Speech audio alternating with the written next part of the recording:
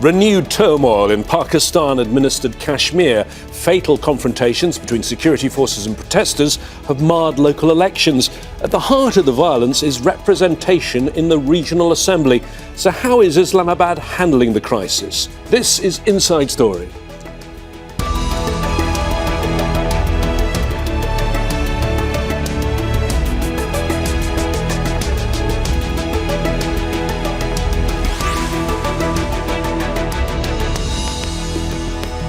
Hello there, I'm James Bays. It was an election aimed at strengthening democracy in Pakistan-administered Kashmir. But the situation rapidly deteriorated as the vote got underway, and dozens of people have been killed in confrontations between protesters and security forces. The violence followed weeks of protests by a now banned group that's calling for electoral reforms. The government in Islamabad has conditioned any changes on a constitutional amendment. The chaos that accompanied the first phase of the vote is one of the biggest political challenges facing Pakistan since the beginning of the Kashmir conflict almost 8 decades ago. In a moment, we'll discuss with our guests how the ongoing turmoil could shape the future of this disputed region. But first, this report from Ferdia Carr. Facing police gunfire, protesters in Pakistan-administered Kashmir flee. A prominent rights group, the Joint Awami Action Committee, says dozens have been killed since early June. The banned organisation, founded to lobby for economic reforms, has led calls for political change. Demonstrators want the 12 seats in the region's legislative assembly reserved for Kashmiri refugees living in Pakistan to be transferred to voters in the region. They say outsiders have too much say in local matters.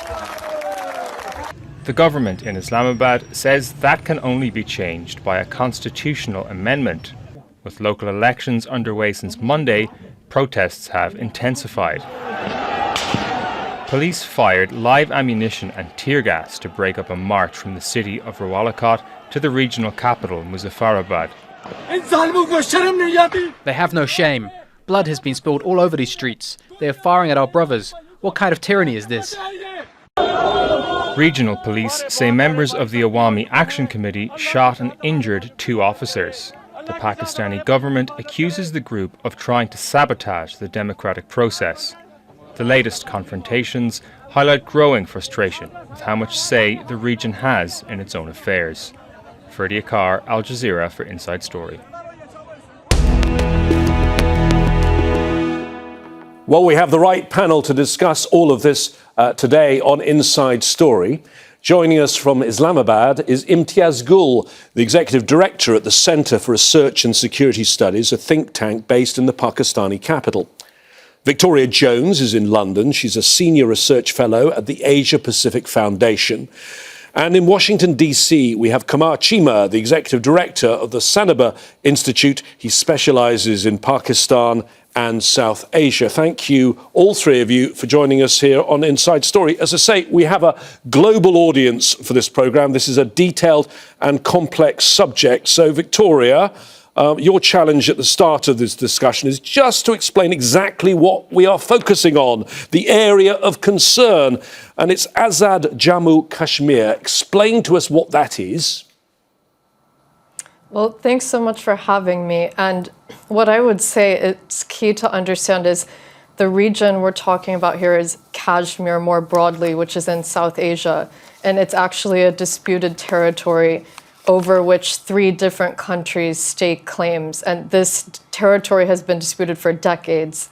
So you have India-administered Kashmir, which is controlled by India, Pakistan-administered Kashmir, controlled by Pakistan, and then there's also a third part of Kashmir claimed by China, and what we're focusing on is the Pakistan-administered part of Kashmir. But Victoria, we're not even focusing on all the Pakistan-administered part, are we? It's divided into 2 bits. Right, exactly. So you have Gilgit-Baltistan, which is also technically part of Kashmir in Pakistan, and then you have what is known as Azad, Jammu, and Kashmir. And then the line of control, or LOC, is the demarcation that separates the Pakistan part of Kashmir from the Indian-administered part of Kashmir. And it's also quite ironic that the term itself, Azad Kashmir, which is the part that Pakistan administers, it actually translates to free Kashmir. And I think, as we've been seeing as of late especially, that is not exactly a very apt name. You mentioned the line of control. Of course, that is the thing that is not an agreed border. Imtiaz, Azad Jammu Kashmir, just explain to us how it is run, because I think it's been run in the same way under the interim Constitution Act of Pakistan since 1974. It has a parliamentary system. Just explain how it works for us first. Well, the Azad Kashmir does have a parliament, it does have a government, but it is largely subject to the sweet will of the rulers in Islamabad, the capital of Pakistan. So it's usually whichever party is ruling in Islamabad, it as an extension, the Azad Kashmir also becomes part of that, and the party basically becomes the government there. So there is no real constitutional status for this region, and that's why there have been demands, not only in Azad Kashmir but also in Gilgit-Baltistan, that these areas be given provisional provincial status, be made part of the constitution, and that's how they can be represented in the national parliament as well. So as a whole, while it is stated as an autonomous region, however, this autonomy is extremely limited and dependent on the goodwill or the sweet will of the central government, that is Islamabad. As you say, Imtiaz, not a state and not a province. And that, I think, is because of Pakistan's public stated position on the whole of Kashmir, that it's held for almost 80 years. True. This is why Pakistan has been reluctant in basically granting it a status, because it believes it will dilute its position at the United Nations Security Council. But I think once India mainstreamed Kashmir back in August 2019, made its part of Kashmir as part of the Union, thereafter I think there have been demands that that position that Pakistan has held for so long has basically become redundant, and that Pakistan basically really needs to do something in order to integrate the Kashmir, regardless of the contention, because for all the practical reasons, this part of Kashmir belongs to Pakistan as much as the other part of Kashmir belongs to India, and nobody probably can fathom the idea of wresting one part of Kashmir from the other party, from the other country by force. OK, Kamar, we've managed to zoom in and work out exactly what we're talking about and these elections. The elections there are 53 seats in the assembly, but only 45 of those elected. But explain to us what the controversy is. It's about 12 seats where people vote, but they're people who don't live in Kashmir. That's right, isn't it? Well, yes, these 45 seats, as you're mentioning, I think the 12 seats, these are refugees that came from Kashmir, and they have more than 400,000 votes, and they are across Pakistan in different districts and different areas, and they have been contributing and they have been giving their opinion because they are part of the Kashmir. So I think that is the major cause of contention at this moment, where these protesters demand that these seats to be demolished. But Pakistan believes that this can only be done through the parliament, through a legal process, through a constitutional process, and no one has the right to force the state to take decisions. And these people, they cannot be disenfranchised. This came from Indian-occupied Kashmir. They are part and parcel of Kashmir. And if these 12 seats are ended, this will only be through the constitutional process. But at the same time, that will damage the Kashmir cause. I think that's what Pakistan has been saying so far. And Kamar, you mentioned there the JAK, and that's central to what we're going to be discussing going forward. Let me just explain. That's the Jammu Kashmir Joint Awami Action Committee. Awami translates as of the common people. I think that's fair. They are now being designated a terrorist group. But go back to the beginning. What was originally the JAK? How did it get formed, and why did they form? Well, I think they had a few demands. That was, on the top of that was to have a subsidized floor. They wanted to have that the electricity should be at the cost of the price. And they wanted to get incentives from the benefits from the hydropower projects. Those were the earlier demands. And these were very genuine economic demands. But since the government of Pakistan and at that time, the government of Kashmir gave those demands and gave all that what they wanted, they started increasing the demands from October 25. And they started saying that they should abolish these 12 seats. So I think they were out of the parliament. They were out of the political apparatus.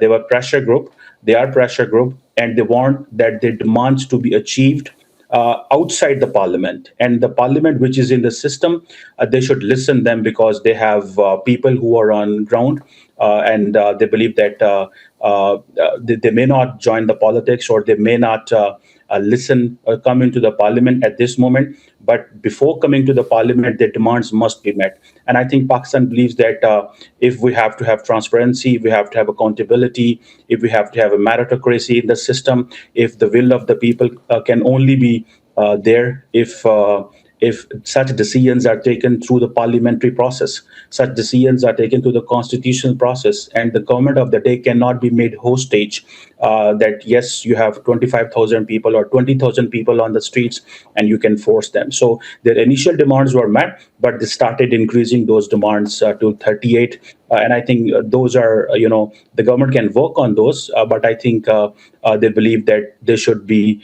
listened before going into the parliament or before going into the elections. So they want to get everything out of the constitutional process by forcing the government. Imtiaz, do you have any idea, or can you give us any idea of how much following this group has?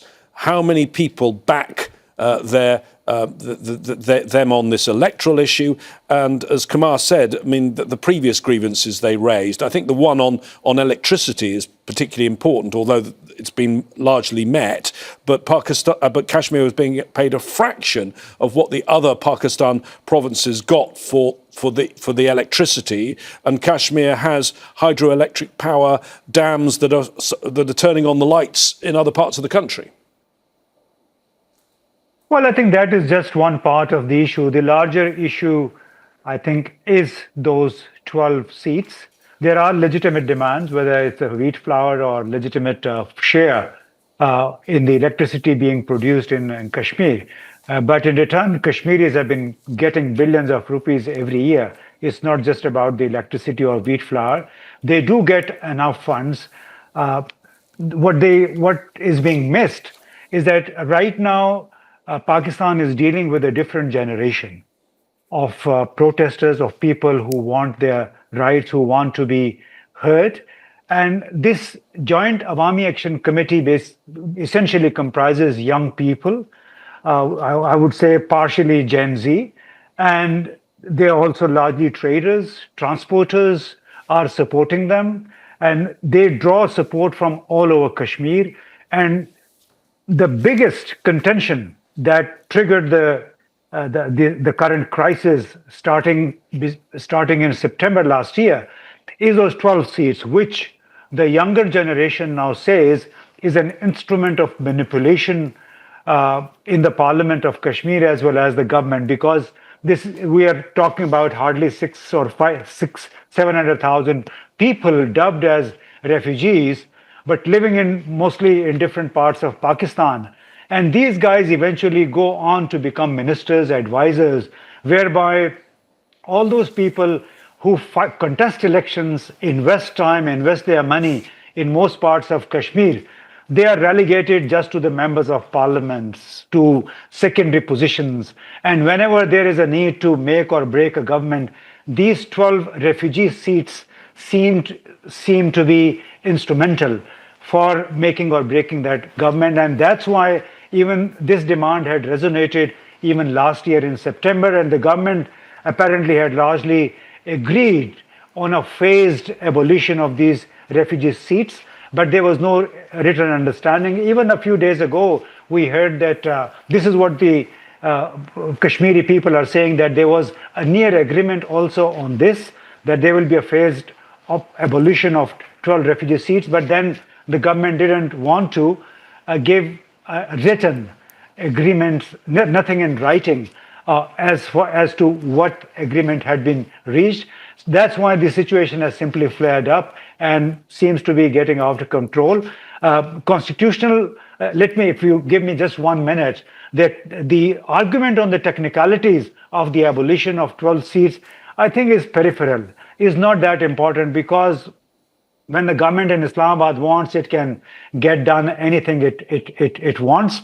And that's why I think the best way would have been to find a durable, credible arrangement as to how the government will deal with the 12 refugee seats, so that they can't be used for manipulation of the governance and the government and the parliament in Kashmir. OK, Victoria, so protests grow, things, as Imtiaz just said, get out of control. What is your view of the government response? It's moved the election from one election to a phased election over 3 phases, and we're midway through those phases right now. But perhaps more importantly, there's been this crackdown, and they've decided that this protest group is now going to be designated as a terrorist group. Your reaction, was that overkill? Well, I think it's honestly more of the same when it comes to how the Pakistani security establishment operates. I mean, this is obviously a significant flare-up, but these frustrations and grievances have existed in this region for a very long time. And if you look at other parts of Pakistan and how the state has treated other communities, such as the Baluch community in Baluchistan or the Pashtun community in the tribal areas, I mean, the state cracks down and targets and goes after dissidents and civilian protesters all the time. And not only within its own borders, but it even targets dissidents outside its borders, abroad. There have been cases of Baluch activists being found dead in suspicious circumstances in places like Canada and Sweden. And human rights groups have been trying to raise awareness about these issues for years. And Victoria, in terms of the Kashmir context, though, Pakistan has been very critical in the past about what India's done in Indian-controlled Kashmir, but you're seeing some of the same things. You're seeing protests put down, people arrested, the internet being shut down. Pakistan seems to be using India's playbook. Right, and again, I would just say it's also part of Pakistan's playbook, which it has used against other communities across the country. And yes, exactly, it's very much shattering the narrative that Pakistan has long promoted, that Kashmiri's interests are best served under Pakistan rather than India. And it often tends to contrast the treatment that these people receive on its side of the line of control. But exactly, as you mentioned, I mean, that narrative has just very much been shattered in recent months. Kamar, we're talking about an issue in Pakistan-controlled Kashmir, but it's clearly a Pakistan-wide context as well. And it's interesting that you look at the political parties in Pakistan. Imran Khan, the former prime minister, ousted in 2022, him and many of his other party leaders now in jail. His party's boycotting the election. They won the last one of these elections. And also the Pakistan People's Party, in addition to the ruling party, they are the other big party in Islamabad. They're not happy about things either. Bilal Bhutto Zardari has said he now wants there to be a Truth and Reconciliation Commission because he says both sides are at fault here. How much of this is a big issue for the whole of Pakistan right now? Well, I think on this question, normally whoever has a government in the center, they get a government in Kashmir, and this has happened. When the PTI, Imran Khan's party was in center, they got the government in Kashmir, and now the PMLN, the Prime Minister Shehbaz Sharif's party is in the government, and they may win the election in the Kashmir. It seems so, and this happened also with the Bilawal Bhutto's party. But I think the most important thing is that the people of the Kashmir, they got a chance to vote. They have not been disenfranchised. They are part of the process, and I think all the political parties, they have been fighting, and they have been talking about the Kashmir cause globally. We together, either it is the Imran Khan's party, the Bilawal Bhutto, or the PMLN, they have been speaking for the cause of the Kashmir. And I think right now what's going on there, I think the people are really upset that how can there be a change on the road. The change can only come through the parliament, through the constitutional and democratic process. People have not been disenfranchised. It's not Indian occupied Kashmir, where the Supreme Court had to force the ruling party to hold the elections. This is Pakistan. The election commission is holding election every 5 years, and we saw there were I think 4 prime ministers in the previous assembly in Kashmir, and that was because there was a change within the house. So I think people have not been disenfranchised, and if they really want to change the elite democracy, they need to be part of the participatory democracy. They want to come into the system, they need to use ballot rather than bullet. And I think that's where the government of Pakistan is looking towards them. And that's where I think the entire Pakistan's political parties are there in Kashmir. They're urging them to vote. But yes, this is a new movement. People have come. Some of their demands were met. So they believe that by pressurizing the government, bringing people on road, being a pressure group, they can force for other demands. But I think the states do not run on such kind of ways. The state can only run through the legal ways. And for that matter, I believe all the political parties, either the Bilawal Bhutto and the PMLN, they want that. And looking at what the PTI, Imran Khan's party, they normally boycott these elections. They are facing a leadership crisis. Since Imran Khan is in jail, there is no second-tier, third-tier leadership, and they have boycotted earlier elections. And this is not the first time they boycotted an election in Kashmir. OK, Imtiaz, I'm glad we're covering this subject because actually very little international attention on this, given this is such an important region and India and Pakistan have gone to war 3 times on Kashmir. So it's something the world should be caring about. Let me ask you about whether there's the Pakistan media are focusing on this, because I was speaking to someone in Pakistan earlier on who said, well, the cockroach protest in India, the educational protests there, getting a lot of attention, but actually, even in the Pakistan media, this is not getting that much attention. Well, I think given Pakistan's democratic backpedaling that we've experienced in the last few years, there is increasing pressure on the media, increased restrictions, and always the threat of being framed in criminal charges whenever people report, particularly from inside contentious areas such as Kashmir. So I'm sure had there been normal circumstances, we would have heard a lot more on what has happened. So in the mainstream media, basically, we haven't heard much. And that's why the analogy to India is also not fair, because the media freedoms still exist there very much, and there's no curb on them. So media is basically free to report what they want. In Pakistan, this has become pretty sensitive, and that's why I think we have to live with what we are discussing right now.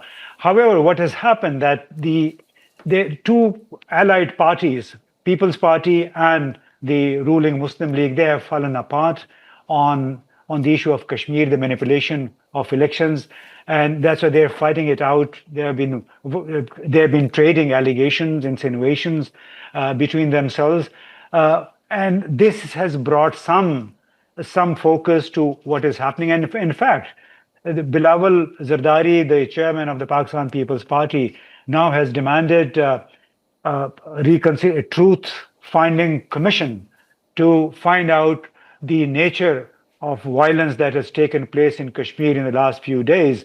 So it's not about the disenfranchisation of Kashmiris, but it's about under what conditions is that right of franchise is being exercised, and whether that exercise right is also respected or not. So I think this is where the new conflict is, I think, brewing, and it probably will fan out as we move forward for the next phases of the Imtiaz, if I can bring in Victoria at the end of our programme now, the problems between India and Pakistan, clearly one of the main dividing lines in global politics and have been for almost 80 years. And clearly at the centre of the problems between the two countries is Kashmir. Given what's going on the Pakistan side, does it give you any hope, or are we further than ever for any progress, any diplomatic progress? I mean, I would say there is hope, at least in the fact that people are raising their voices and coming out, demonstrating and vocalizing their discontent. But of course, the response to that is deeply concerning. As mentioned, the fact that the authorities in Pakistan are opening fire on peaceful protesters, this is deeply alarming, and only time will tell, you know, if that crackdown is going to eventually extinguish the movement, at least for the time being. But I think regardless, the sentiment is there, and it has been there for years, and it's just reached a boiling point. Kamar, do you think this is a moment that will take peace even further away between India and Pakistan? Briefly. Well, I think on our side, we have been saying for quite a long time, we are open for dialogue, but it's the Indian side which doesn't want to talk for so many reasons, because of their own internal reasons, because they have linked their foreign policy and national security with their electoral politics. But I think this, on what's happening on the Pakistani Azad Kashmir, I think that this is an internal issue. The people will resolve it. And at the end of the day, the change can only come through the electoral process, and people need to go back to the ballot if they really want a change. And I think that has been a difference in Indian Kashmir and the Pakistani Kashmir, that the people in the Azad Kashmir, in our Kashmir, they have been enfranchised always. The Pakistan has raised the Kashmir issue diplomatically, politically, and morally across the world, everywhere in the world. Kamar, we have to leave it there. Kamar Chima, Imtiaz Gul and Victoria Jones. Remember, if you came in late, you can see the programme again anytime by visiting our website, aljazeera.com. We'd love to hear what you think, so go to our Facebook page, facebook.com/AJ Inside Story, or on X, we are at AJ Inside Story. For now, that's it from me, James Bays, and the team here. But don't go anywhere, because Al Jazeera's coverage continues in just a moment.